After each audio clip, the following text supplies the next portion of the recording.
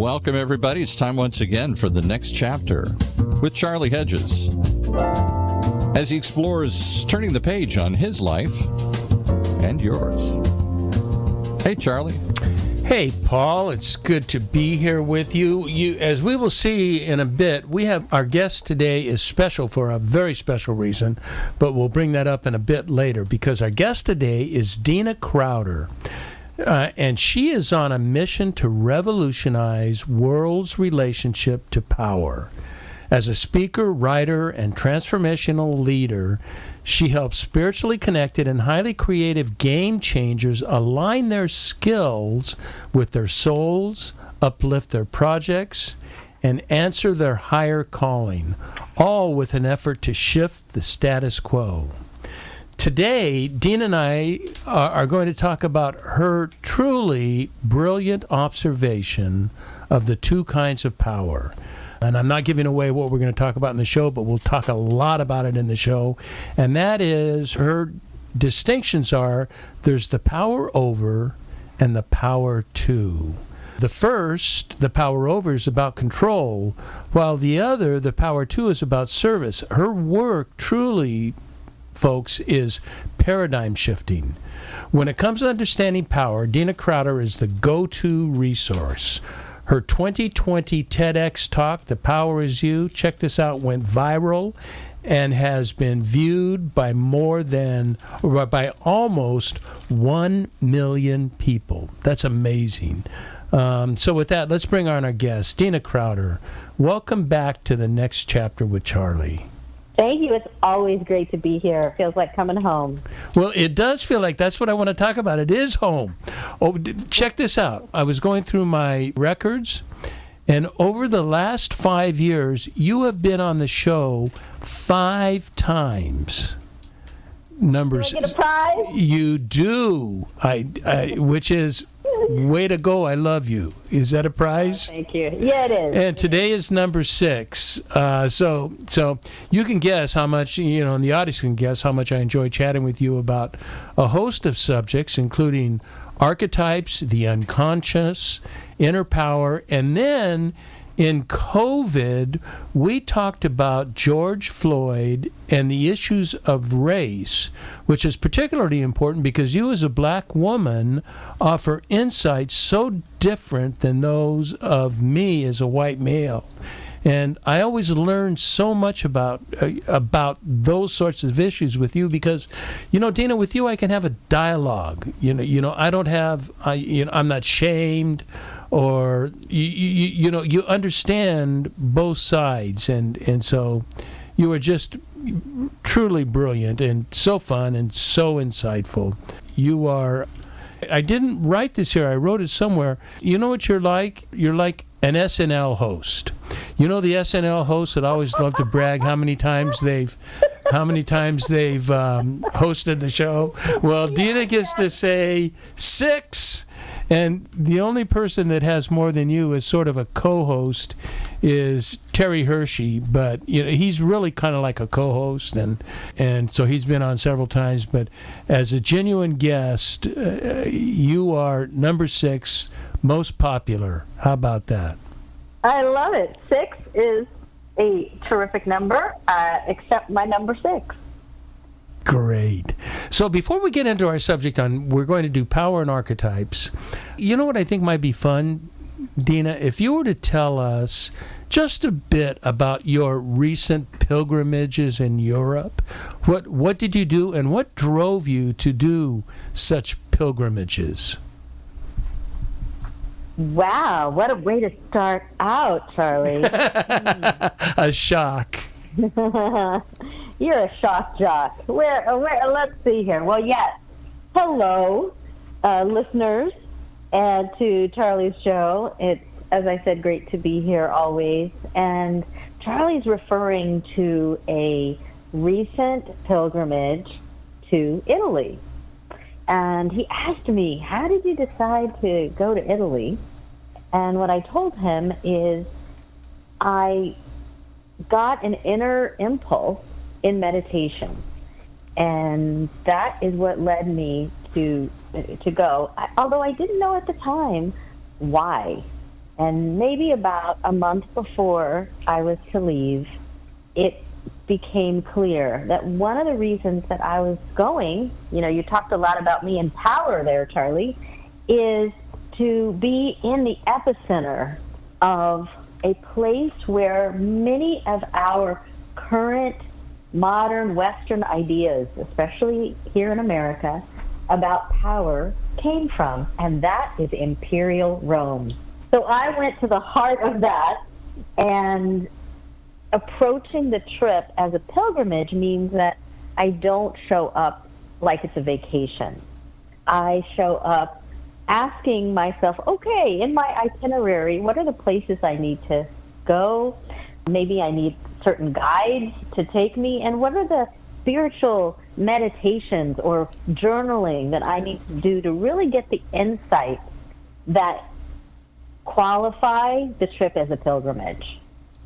So that was the background, and I truly returned with just amazing mental shifts and realizations around how we came to view that power over that we are facing today in many existential crises, and maybe what needs to happen for us to accelerate the shift towards connected power, shared power, and the power that uplifts and elevates or evolves humanity. You're the only one I have read or heard that talks about that kind of power, and it is just, it's so obvious. That's what I think genius is stating the obvious when everybody else misses it.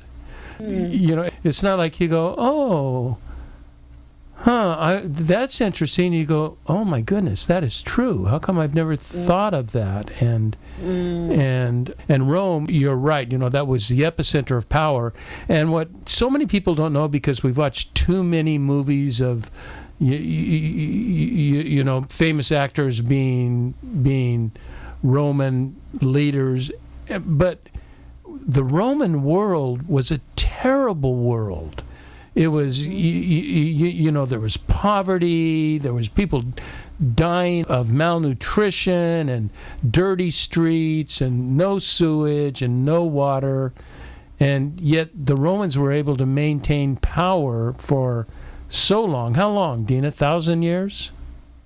Well, the imperial period was, you had a couple of centuries there. And then the fall of Rome, people argue about the exact date, but definitely when we're getting up to around 400 AD, it's all been swept away, and we have the barbarians coming in, and then no more of our idea of what Rome is or was. But something you said is really interesting. We've watched a lot of movies. They're very glamorous. Right. They're very glamorous, and we all have this fantasy of, great Rome. But you know what? 99% of the population was not in power, not in control, and had no rights. And truly 99. You are not exaggerating when you say 99. Women didn't have freedoms and rights in general, and children didn't have rights. But also, there was slavery as well. It was a different form of slavery than American chattel slavery, but there was slavery. And in fact, the entire Roman system of empire and how that empire succeeded was based on exploitation. And part of that was that they had to keep colonizing new areas and then either subjugating or enslaving, or a little bit of both, those populations, taking the best and the brightest and bringing them back and into Imperial Rome, but taking the resources. I mean, one of the things that I learned that I did not know before, I had visited the Colosseum previously, but this time I went with a professor of history who took me through the entire Colosseum. Fascinating.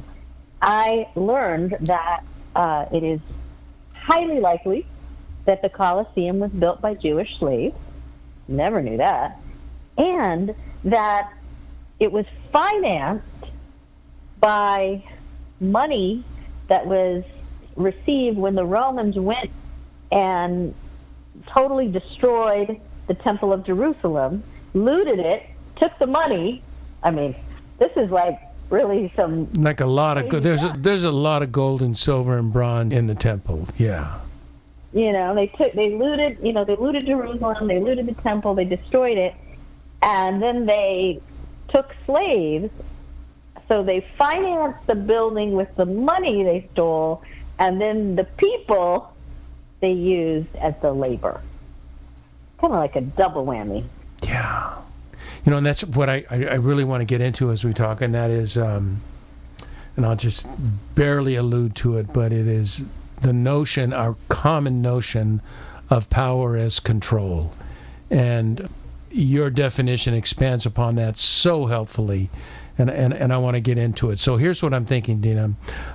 In our subject of archetypes and power, I'm wondering, where do we begin? And with archetypes of power, and I think I'd like to start with power. Is that okay with you?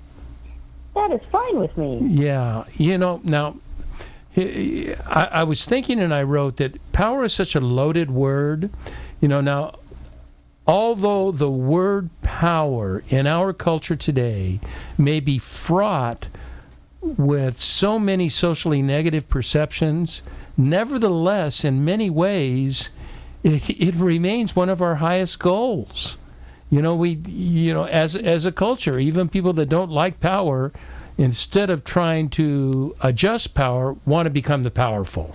They want to become the ones in control. And so what I would love for you to do is talk to me about the nature of power. Why do we hunger, not for your power to, but power over? Why do we hunger so much for power over? I'm going to give you two reasons, and one has to do with, because it's kind of like what we've been talking about with where our models come from. If we grow up in a world where power over, power as dominance, power as control, power as force, power as the ability to enact violence, where that is the standard, then it's not safe for us unless we have that kind of power. It's not safe for the powerful. It's not safe for the powerless. Oh, it's not safe. It's really not safe for both, but the ones who suffer the most are the powerless. Yes. Yes. So that's why if you feel powerless in a world where power is defined by dominance, force, violence, etc., then you will hunger to be the one who holds the reins of that kind of power. Isn't power in some ways to those seeking power, isn't there, there's this borderline evil desire to control and to be powerful, but isn't perhaps the most common need for, I'm not talking about heads of state, but just us as individuals, isn't power closely related with safety? Yes, yeah. That's so. If I'm somebody who, this story, Charlie, we see it all the time, where somebody grew up. I'll give you one real life example without naming any names. There's a certain Supreme Court justice right now on the bench who grew up being extremely poor and bullied. He talks about it. He was shamed, bullied, he was extremely poor, and he determined at a certain point, I don't want to feel this way anymore. I don't want to be the one getting bullied. So what happens if we're talking in terms of archetypes and how the flow of power works in the psyche is a person can make a decision, you know what, I want to be the one doing the bullying. Right. That feels safer. That feels less painful. And then that person made the decision. Okay, I'll either be the bullied or the bully. I'll either be the dominated one or the dominator. We have that in our culture. But there was another reason you asked why people seek it, and I want to give you a spiritual reason that has to do with the way the human psyche works. We all have an ego. And by ego, I'm not just talking about someone who has a chip on their shoulder and they're arrogant. We all have an identity structure. We all have a personality. We have an ego. Right. And we just all do. It's part of the mechanism. And the mechanism of the ego, as it's developed along with human beings for the last how many thousands of years, is that the ego seeks to distinguish itself. It seeks to distinguish itself, to separate itself, and in many cases to prove that it is superior. There's an element of the kind of power that we see in the world that relates to and appeals to that mechanism in the ego. That's brilliant, Dena, and my sort of penchant for following the late medieval mystics' ego and is a very strong, dominant concept. But in the mystical tradition, the ego is actually there are two egos. There's the true self and the small self. And the true self, that ego is important. We need to know, we need to be confident, we need to know we're capable, we need to know we're accepted. There's just a number of things that fit around that ego that are very healthy. But what you've been defining is the small ego, the selfish ego, the one that is insecure and needs the affirmation of other people, and it needs to be controlling of other people because it replaces our low self-esteem and our low regard for ourselves. That's a good way of putting it. Is it? Oh, thank you. Good way of putting it, yeah. And that's why, the mystics will write, one of the virtues is powerlessness, is that, we need to have simplicity, solitude, powerlessness. But when they use that word, I agree in powerlessness, but they're talking about control. Powerlessness of control. They are not talking about the Dena Crowder alternative to power over and power to control others and to the main person in charge and the one who's making the decision to off with their head or whatever. But I would love for you to delve into your brilliant alternative of Power 2, because when I take Power 2, I no longer want to be powerless. I want to be powerful, and that's very different. You need to explain that to us, because that's a Dena Crowder specialty. Okay, well, wonderful. One word about that identity that we were speaking about with the small self that I want to offer to your audience, and it's that size. He's or she is a master. Can you repeat that? We kind of had a little blurb on the thing. Can you repeat that? A little Absolutely. Buzz. Identity is like a master of disguise. Okay, it's a master costumer who places these costumes and masks and wigs onto your essential self, which you were referring to when you spoke about the mystics and the true self. We have this essential self, and the identity comes along, which is a mechanism of the ego, and it allows you to play all these different roles. But the problem with that, there's not a problem with that. The problem is when we get confused and we're so attached to a role, we think it's who we are. We think it's all we are. We think that it is what defines our value. Imagine if you're an actor and you play a role, and then the curtain goes down or the movie's over, and you refuse to give up the costume and the role. We think you're a little nutty. We send you in for some help. But that's what we do in our lives. We get so identified with that role because the ego loves these things. It loves permanence, solidity, continuation, and invulnerability. And we as humans are not permanent. We are not solid. We are not continuous. And we are not invulnerable. And that, my dear friend Charlie, makes us terrified. So we say, oh my God, I gotta stop this feeling of being impermanent and invulnerable. How do I do that? I create these identities and I lob onto them, and I tell myself this makes me strong, or this makes me good, or this makes me valuable.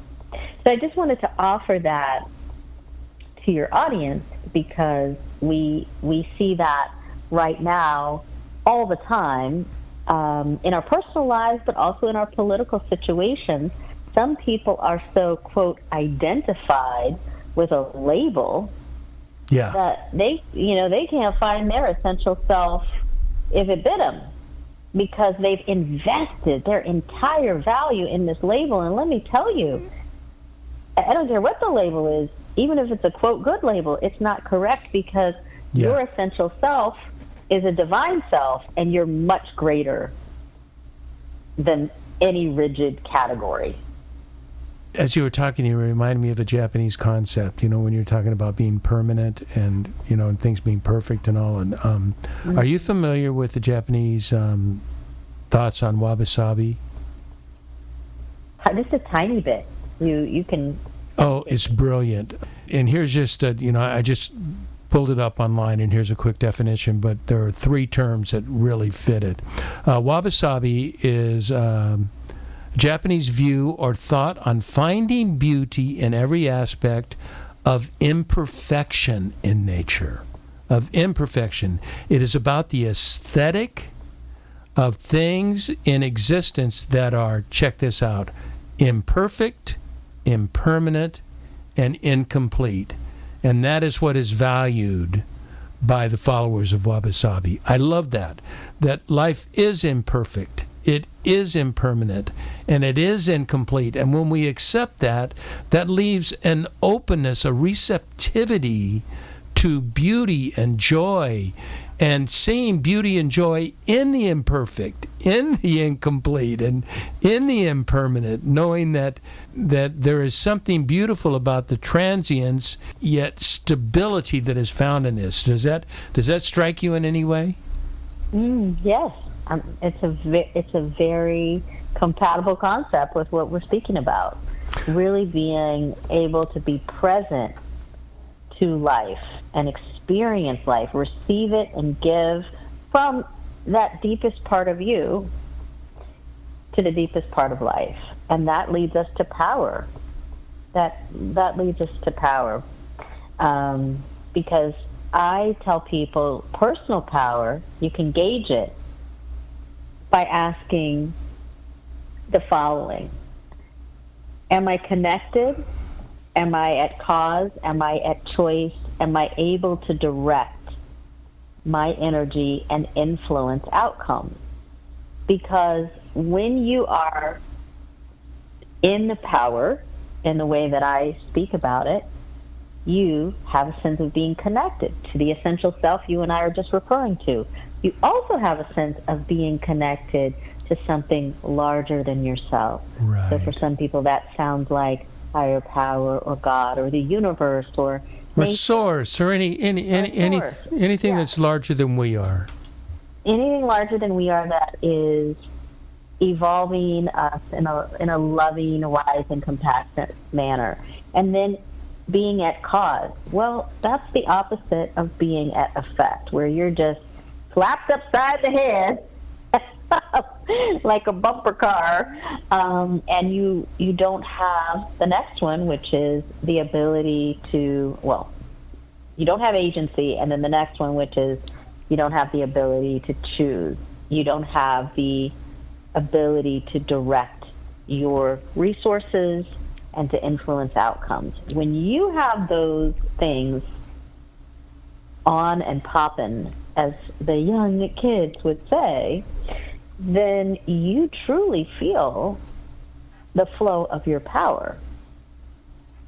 And oh, go ahead. And it doesn't matter whether you are sweeping streets in India or cleaning toilets in Manhattan or in the CEO chair, because, Charlie, as you know, I work with people who are founders and CEOs. Yeah, you work with players. They have the same issues and have to confront them, although the issues may come in different packages. We all have to confront these issues of power. You know, we're going to take a break, and then we're going to talk about archetypes and power.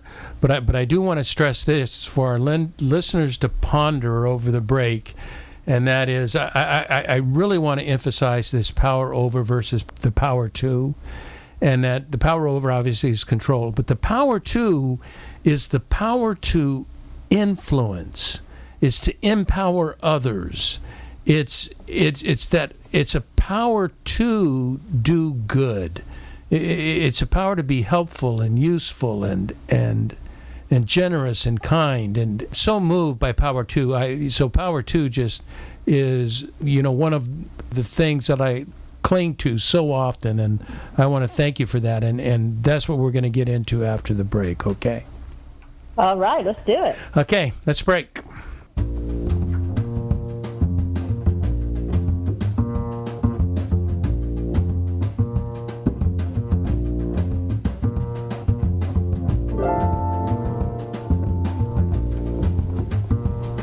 Hi there, you're listening to Charlie Hedges in the Next Chapter with Charlie, and we are on a very powerful show today, and we are talking about power with my dear friend and one of the experts, go-to people on the nature of power, Dena Crowder, and we have been talking about what power is all about, difference between power to control and the difference and its opposite, which is the power to influence, inspire, empower other people to do. And one of Dena's other go-to areas that is related to power, and that is the concept of archetypes. Dena and I have done a couple of podcasts on archetypes, and I'm big on archetypes. And we'll go over mine, and we'll talk about the influence of archetypes and how they relate to power. So, Dena, you told me, as we're talking about archetypes, how do you recognize an archetype to begin with? Well, everyone recognizes archetypes. Everyone speaks the language of archetypes. This I promise you. And I will give you a wonderful example. My little niece, when she's 5 years old now, but when she was 4, we were watching something and she said, "Oh, look, Auntie, there's a queen." And then we were reading something in one of her books and she said, "Oh, he's the villain. Let's get him."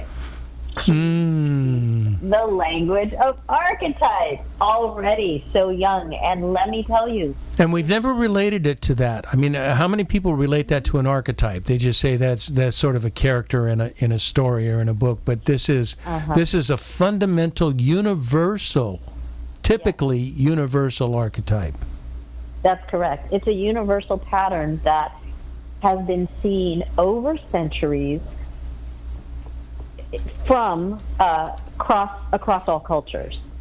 And what I mean by that is I'm not lumping every culture together, but across many cultures, I should say. We were talking about Rome. If we went back to ancient Rome and we saw a little 5-year-old child, they would be able to identify some of these same archetypes that we have today. If we went back to ancient Greece, if we went to Africa, they might use slightly different terms, but that understanding of queen or king or chief or teacher or hero, rebel, they defy the Thurley bond of time and place. They are patterns of behavior that we look at and we have attached a name to, and so we call that an archetype. And archetypes manage the flow of power in our psyche because we understand where power should or shouldn't go, and by that I mean our energy and resources based on our relationship to certain archetypes. So I talked about the queen and the king, which many people might say, oh, that's just a character. No, they're archetypes because they demonstrate some of these universal patterns. Yeah, matriarchal family is a queen. Yes. But then we also have families of archetypes. We have, for example, an action family. And an action family, there would be a hero would be part of that, or the rebel would be part of that. Mm-hmm. We have a healing family, and the mystics might be part of the healing family, or the wise woman. We have a survival family, and guess what? All of us in human bodies have in common the survival family. Because all of us in our journey to maturation, we are tasked with learning how to manage our power, learning how to manage our energy, learning how to do the things we talked about before the break, how to make choices, how to make good choices, how to feel at cause, how to use our agency, how to influence positive outcomes. We are all tasked with that. And our journey to that is a journey through survival, or, in my terminology, feeling powerless. And those archetypes, Charlie, are child, saboteur, prostitute, and victim. Those are the, not disabling, but the survival. Tell me, just so we're not hung up on sexuality and position, what is the archetype of a prostitute? That one is about compromising your value or selling out. Oh. I just spoke about that archetype to a client this morning, and I said to her, "You're in a tussle with your survival archetype, prostitute, because you don't want this job. This particular job that you're thinking." That you're considering, you've just told me it drains you. It gives you headaches. You are overeating. It causes you to be in despair and almost an existential crisis. Right. You already know the answer to your decision is already made for you. However, that archetype, that survival archetype, the prostitute, is saying, well, wait a minute. No. You can compromise your values. Oh, you can compromise yourself. I mean, you could just get the money. It's not that bad. You can do it. Sell out. So she's not going to do it. But that's an example. It has nothing to do with sexuality, although it could for some people relate. But sure. It's really about compromising your integrity, compromising your value, devaluing yourself, or feeling that that's what you have to do in order to survive. I want to continue with that thought, but I'm going to add, sort of a mini MINI statement first, and that is, the sort of, at least in the Western world, the two people that sort of model or have created and written about archetypes are Carl Jung and Joseph Campbell in his hero mythologies. And the beautiful thing is that when we think about these brilliant individuals, they did not invent archetypes, they observed them. It's like the hero and the queen and the king and the survival archetypes. It's not something they created, it's something they observed. This is the way life works. And you know what I have observed, now back to your point, you did a whole power map of archetypes for me some years ago when, by the way, folks, Dena was my life coach for a number of years and just did we had a remarkable relationship, and she was so helpful. And so she explored my archetypes, and she did a archetypal map or a power map, or I can't recall exactly what it was called, Dena. But I realized every one of my archetypes are in some form or fashion a power archetype, because they are accessing my strengths, what I am good at, what I can, I don't know if I want to use the word succeed, but what I can live at. And each one of those gives me, as I'm looking at these, there's not one, or maybe there's one that could be interpreted power over, but they're all power too. And at the risk of being too boring, I'm going to list my 10, just so readers or listeners can get an idea of what the archetypes can lead to. Does that make sense to you to try this? Yeah. Okay, so these are not in order of importance. They're just the order that I had in Evernote, and so this is the way they came out. Explorer, the explorer/adventurer, leader, wise counselor, romantic, creator, author, thinker, realist, mystic. Now that sounds like a lot, and somebody could say, it's just too many. But every one of them are acutely defined. They acutely define who I am. And then I have my 10th and maybe my favorite archetype of all, the holy outcast. And that just, I never fit in. I fit largely in Christianity, but it is, not hook, line, and sinker. I don't buy the whole thing. I buy the essence of it, the critical essence of it, but there are parts of it that I am an outcast because I'm thinking differently, although I'm no longer an outcast since so many people are saying religion, and especially church and Christianity and other religions, just are not working because it's has it not turned into a power over construct instead of a power to? Well, there's no better example of that than, again, back in Rome, seeing how the ancient church came into being, the Catholic Church, after Constantinople. Constantine, yes. Or Constantine, yes, I'm sorry. No, that's what Constantinople is named after him. Yeah, I know. That Christianity was no longer going to be outlawed, and then eventually it became a state religion. Right. And it wasn't about spirituality or saving souls. It was about maintaining worldly power. And through many centuries, in the Middle Ages and the Renaissance, you still see Catholicism, and I'm not picking on Catholicism, I happen to be Catholic, but you still see how the Catholicism was being structured no differently than any other empire. Right. That's why it was called the Holy Roman Empire, and they had an army. They weren't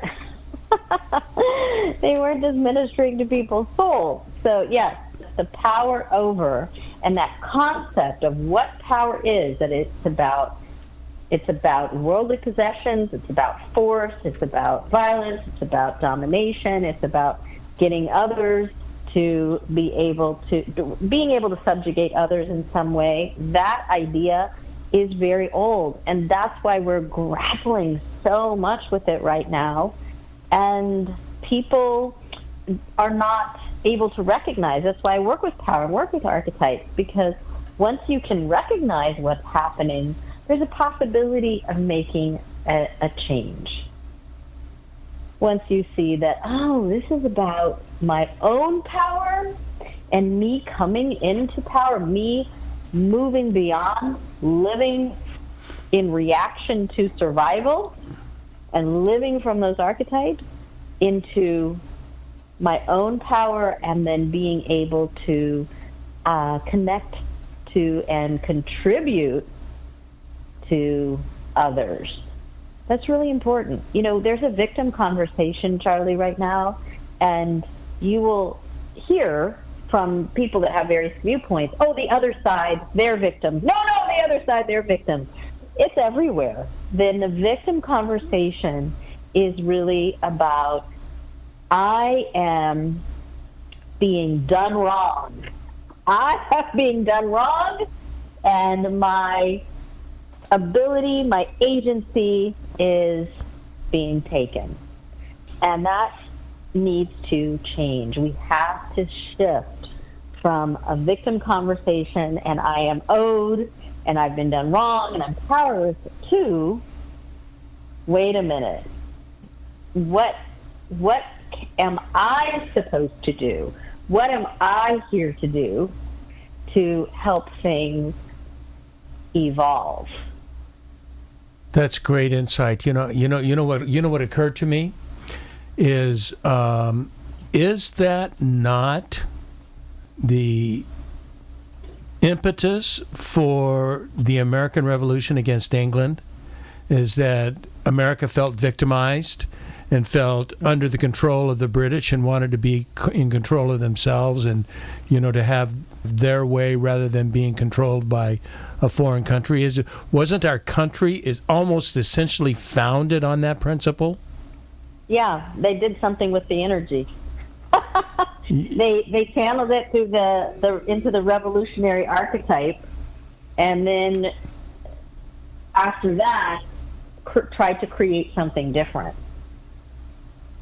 You were talking about, as we're beginning to wind down here a bit. You were talking about what were you talking about? Oh, I want to capture this correctly. That Charlie, think now that the churches have been since Constantine. It's more into power and control and sort of executive. I have a personal experience. Paul loves stories.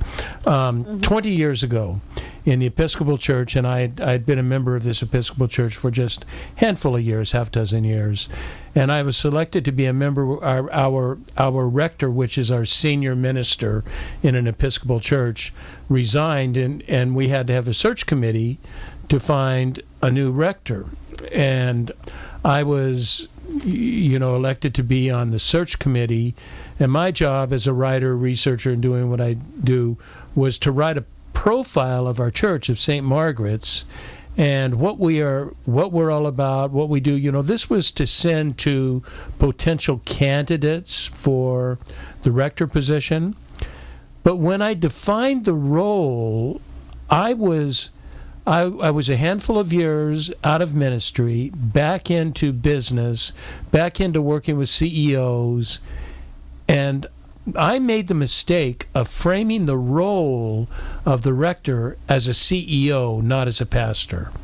And that was brought up to me by a couple of parishioners that just said, I'm Charlie, they're very kind, you've done a nice job here, blah, blah, blah. But this role does not sound like the pastor we need, but a CEO to build an empire.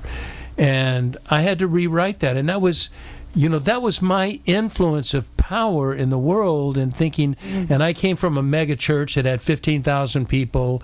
And so, that was the role of the senior minister, was to be more CEO than pastor. And I think that that's true in many churches of all denominations today, is that we are empire building and not soul transformation. Well, we don't have to look far to prove and confirm your point, because we had the Catholic Church priest abuse scandal, which they covered up because they didn't want the reputational damage. Their care was not for their parishioners, for their souls, or even their mental health or physical health. It was for this other idea of making sure their power stayed consolidated. More recently, there was a Baptist church. Oh, Southern Baptist. Oh, yeah. Yeah. A Southern Baptist church scandal. And they were covering up extreme cases of abuse. In many cases, rape, harassment, sleeping with underage young ladies. And they covered that up for the same reason, because they did not want to have anything happen with the consolidation of what they perceive power to be. So those are just two examples, and we could be here for another hour giving examples of organizations that are either set up to help people spiritually at the soul level, mentally, or physically, that end up getting caught and ensnared in the fangs of this confusion about power. I'm so with you. Okay, I have 1.5 questions left, and a half question is off topic. This is on topic, and you stayed when we chatted earlier, and you stated that it is important to integrate and you use the term, I like this term, flow of power into your personal management system. And you said an archetype is a vehicle to use flow of power. Will you talk to me about what you mean about flow of power? Yes, and I'm going to even use you as an example, Charlie. Uh-oh. Uh-oh. You read your power map of archetypes that we did together a few years ago to your audience recently, like during this episode. And if we pick any one of them, so go ahead, just pick one right now. Okay, the first one I see, and I have to... Religious outcast. No, Paul wanted me to do Holy Outcast. Yeah, let's do Holy Outcast. What the heck? It's my favorite. Okay, let's do Holy Outcast. One of the things that we did together, Charlie, is when we looked at your power map and situations that were coming up in your life, we would say, which archetype is this the job for? And let's assume that something's happening in your life. Maybe even you're going to be, let's say, hosting a podcast or giving a talk. And we say, who's this a job for? This is a job for the Holy Outcast to help you with the writing and in the delivery. And then what we would do is go into a visualization where you get to connect with the Holy Outcast. Because remember, it's a pattern of being and behavior. And when you connect with that Holy Outcast, you begin to be in an exchange where you start to wake up all of those patterns that align with the Holy Outcast. You start to wake them up. And then, before we know it, the flow of power, and let me break that down, the flow of ideas, the flow of creative energy, the flow of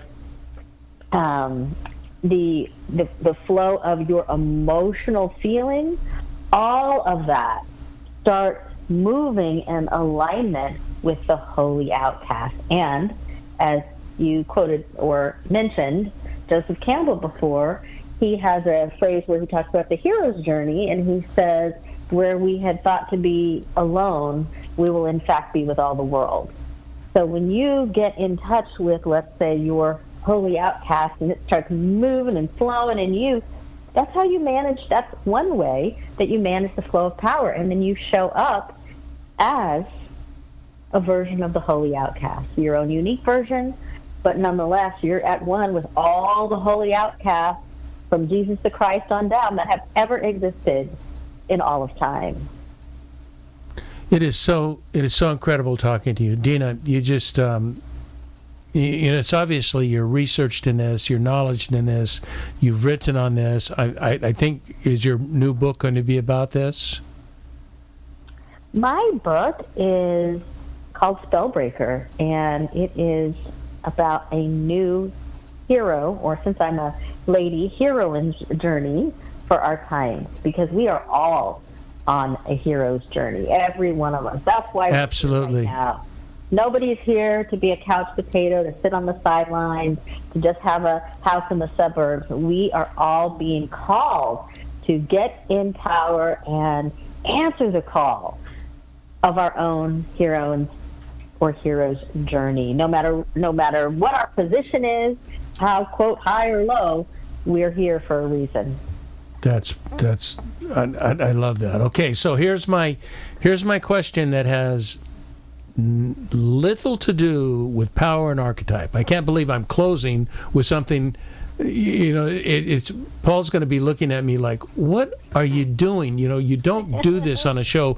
But you gave a quote when we were talking that was so powerful, and I would just like just a couple of sentences, Dena, because it's a powerful quote, and it does have to do with power and archetype. It has to do with our life in general, and how do we plan our lives? And we're so concerned about daily goals, weekly goals and objectives. The two measurement words of America that are so important.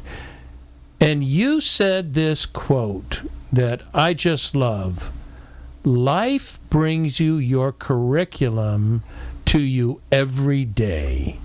Your curriculum comes from life. Your curriculum is not necessarily as predetermined as you think it is. It is fluid, and it fits with your ideas of flow. Just talk a minute on that. Look at what's incoming. Look at what shows up at your door. It may not be the Tiffany package you were hoping for, but whatever is showing up is your curriculum from, let's say, your higher self, or from source, from life itself. It is delivering to you every day. Sometimes it's not so pretty, sometimes it's beautiful. But whatever it is, life is bringing you the curriculum, and it is showing us what we need to pay attention to, where we are being asked to grow, where we're being asked to heal, and to act with love and courage. Life brings us that curriculum every day. And don't we too often look at that curriculum as a distraction rather than a direction? Of course. We think, oh, no, can you get away? Because I'm busy doing things. I got important things to do. I have important things to do. And then it knocks again. And we'll go away, I'm busy. This is what happened to me. And by the way, Charlie, you've just identified what happens in the classic hero journey and arc is we refuse the call. The call is knocking, and in everybody from Star Wars to Moana, we say, I'm doing this other thing, or I can't go on a damn fool mission with you, Obi-Wan Kenobi. I can't. But the truth is, that distraction is your direction, and it's a divine direction. It's trying to call you and get your attention. And truly, this will be closing. Our emphasis on archetypes and power really are opportunities of life's curriculum. Life's curriculum is giving us those opportunities, giving us ways to tap into our created self-identity and use that for service in a community, not to control and get our way. Well said. You're hired. Dena Crowder, you are, you just really are too cool. And this is, where I had written it, of the repeated guest hosts on SNL, you are the one that gets to come up. I've hosted this show 6 times. Terry Hershey doesn't count. He's just a friend. I've hosted this show 6 times, and woo! It's been a delight every time. Thank you so much for being my guest today for the 6th time. And let's make sure that you send to me your website and your TED Talk with that we can get over 1 million views. Yes, we're doing it. That's I'm so proud of you. That is, not so much proud, but just happy that you're happy that you get to accomplish your goals, and you're doing such a fine job at it. Oh, thank you so much, Charlie. Okay, well, I can't wait to talk to you again soon. Okay, and I want to thank all our listeners for tuning into the next chapter with Charlie. And this is Charlie Hedges signing off. Bye for now.